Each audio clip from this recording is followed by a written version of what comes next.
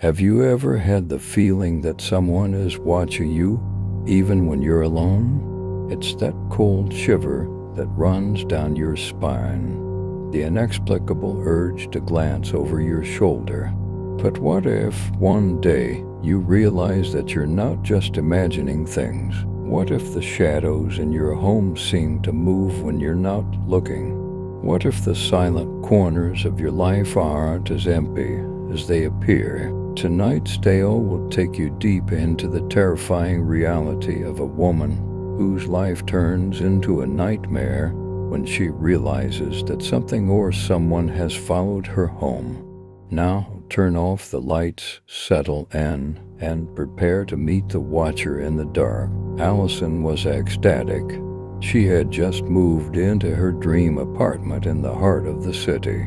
It was a charming old building with a rich history, exposed brick walls, hardwood floors, and tall windows that overlooked the bustling streets below. It was the kind of place she had always imagined herself living in, and now, after years of saving and hard work, it was finally hers. As she unpacked the last of her boxes, she couldn't shake the feeling of contentment.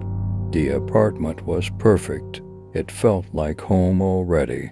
But as she arranged her books on the shelf and hung her favorite paintings on the walls, she started to notice something odd. The first time it happened, she dismissed it as her imagination. It was late, and the shadows in the room were long and deep. She was sitting on the couch, scrolling through her phone, when she thought she saw movement out of the corner of her eye. A dark shape, quick and fleeting, passed by the doorway to her bedroom. Startled, she looked up, but there was nothing there. She laughed at herself for being jumpy. It's just the shadows playing tricks, she told herself, and went back to her phone. Days passed, and Allison settled into her new life. The city was vibrant, and she loved the energy it brought. But as the novelty of her new apartment wore off, the strange occurrences became more frequent. She would hear faint footsteps in the hallway when she was alone, or the creak of a door opening slowly in the dead of night. Once, she even found a chair in her kitchen move slightly out of place, as if someone had been sitting there. Allison tried to rationalize these events. It was an old building, after all. The creaks and groans were just the natural sounds of a place with history. But the feeling of being watched persisted. It was as if someone or something was always there, just out of sight, lurking in the shadows. Then one night, she saw it clearly for the first time. It was around midnight, and Allison was lying in bed, half asleep. The city was quiet, the streets below devoid of their usual noise. Suddenly, she was jolted awake by the sound of her bedroom door creaking open. Heart pounding, she sat up and stared at the door. Standing in the doorway was a figure. It was tall, its form shrouded in darkness, with no discernible features. Just a shadow, deeper than the night itself. It stood there, silently watching her. Paralyzed with fear, Allison couldn't move. Her breath caught in her throat, and she could feel the cold sweat trickling down her back. She wanted to scream, but no sound came out. Then, just as suddenly as it had appeared, the figure was gone. The door swung shut, and the room was plunged into darkness once more. The next morning, Allison was shaken. She told herself it was a nightmare, but deep down, she knew it wasn't. The figure she had seen was real, and it was still there, somewhere in her apartment. She started to notice other things, small, almost imperceptible changes. The temperature in the room would drop suddenly, her breath visible in the cold air.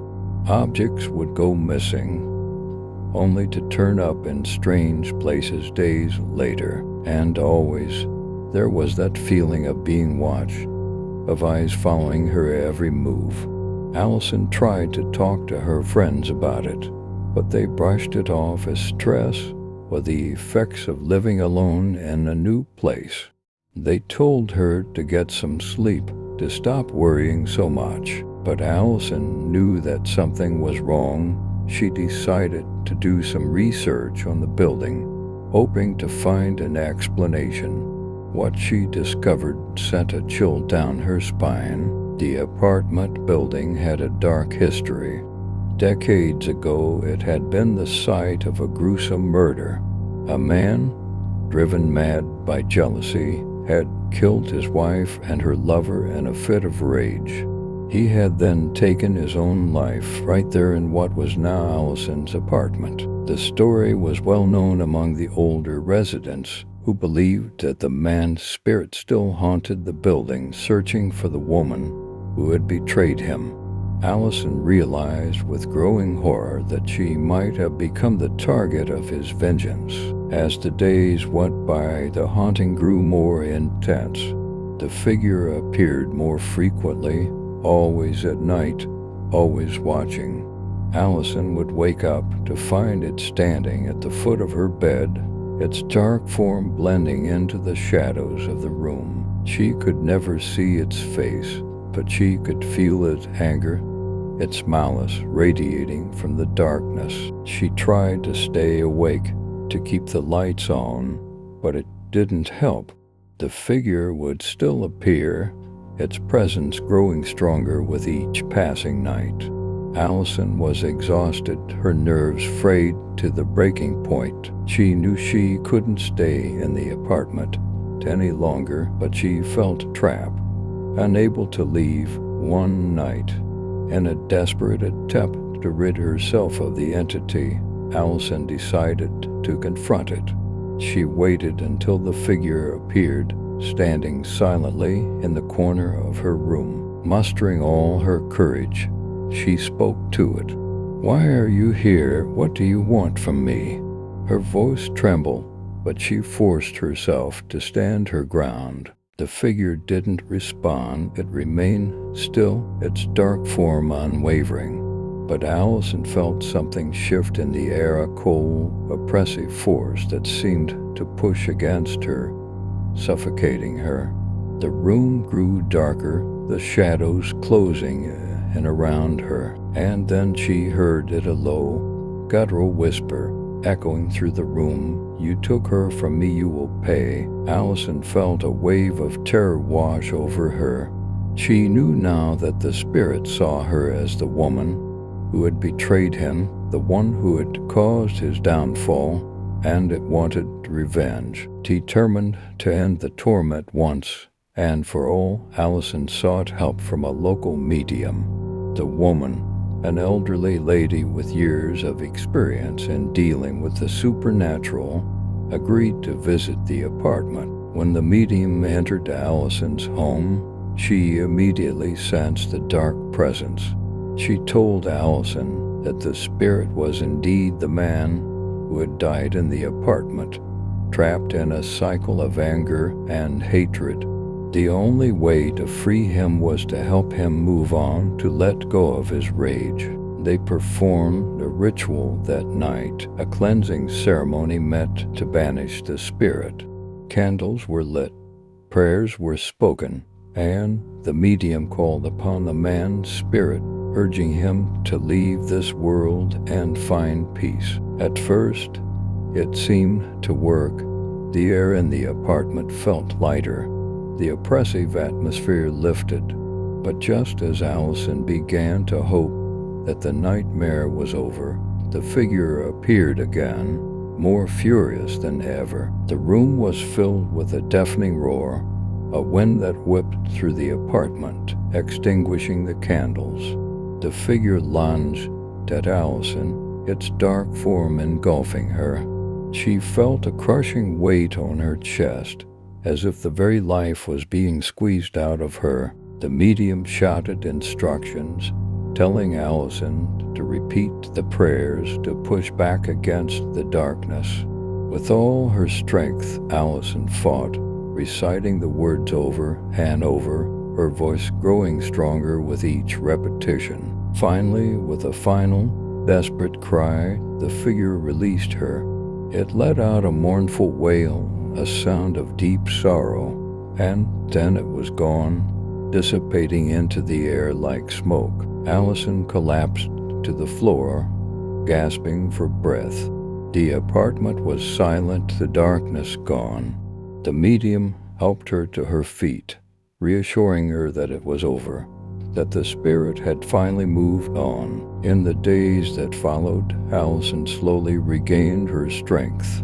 The apartment felt different now, calmer, more peaceful. The feeling of being watched was gone, and the strange occurrences ceased. But Allison couldn't forget what had happened. The experience had changed her, left her with a lingering sense of unease. She knew she had come face to face with something beyond the realm of the living, something that had wanted to drag her down into the darkness with it. She eventually decided to leave the apartment, unable to shake the memories of the haunting. She moved to a new place, far from the city, hoping to start fresh. But sometimes, late at night, when the world is quiet and the shadows grow long, she can still feel it, that cold, creeping sensation that someone is watching her. She wonders if the spirit is truly gone or if it's just waiting, biding its time, until it can return and finish what it started. And that thought haunts her more than anything else.